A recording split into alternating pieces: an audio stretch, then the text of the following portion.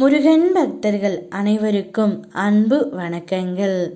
என் அன்பு குழந்தையே, உன் உயிரான துணை இப்பொழுது ஒரு பிரச்சனையில் சிக்கி தவித்து கொண்டு இருக்கின்றது. மகிழ்ச்சியாக இருந்த பொருளாதாரத்தில் இப்பொழுது மோசமான நிலையை அடைந்து இருக்கின்றார். இத்தனை நாட்களாக உங்களுக்காக கஷ்டப்பட்டு உழைத்து இப்போது நஷ்டம் ஏற்பட்டு உள்ளது. அந்த பிரச்சனையை உன்னால் மட்டுமே சமாளிக்க முடியும் தங்கமே. இந்நேரம் அவருக்கு உறுதுணையாக இருந்து அவருடைய பிரச்சனை என்னவென்று முழுவதுமாக அறிந்து கொள் தங்கமே.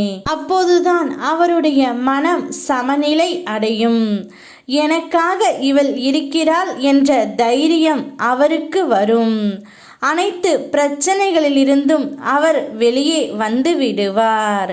அதனால் இப்பொழுது அந்த பிரச்சனையை உன்னால் மட்டுமே தீர்க்க முடியும். அதை தீர்த்து வைத்து விடு தங்கமே. நீ இன்னும் கொஞ்ச நாள் நான் பொறுத்து கொள்கிறேன் என்று என்னிடம் கூறி இருந்தாய் அல்லவா?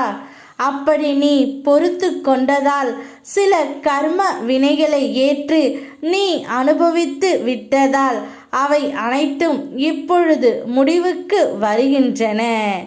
இன்னும் சில நாட்களில் உனக்காக நான் யாரிடம் பேச வேண்டுமோ அவரிடம் பேசுவேன். கிடைக்க வேண்டிய மகிழ்ச்சி அவர் தானாகவே தருவார் தங்கமே.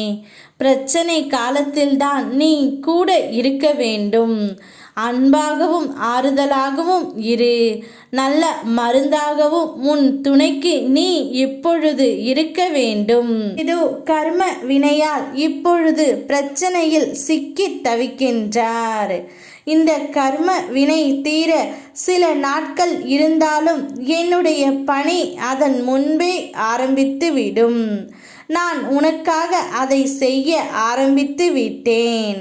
மகிழ்ச்சியாக இரு, சாந்தம் கொள்.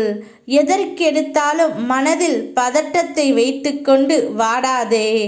பதற்றத்துடன் தேடும்போது எதுவும் கிடைக்காது.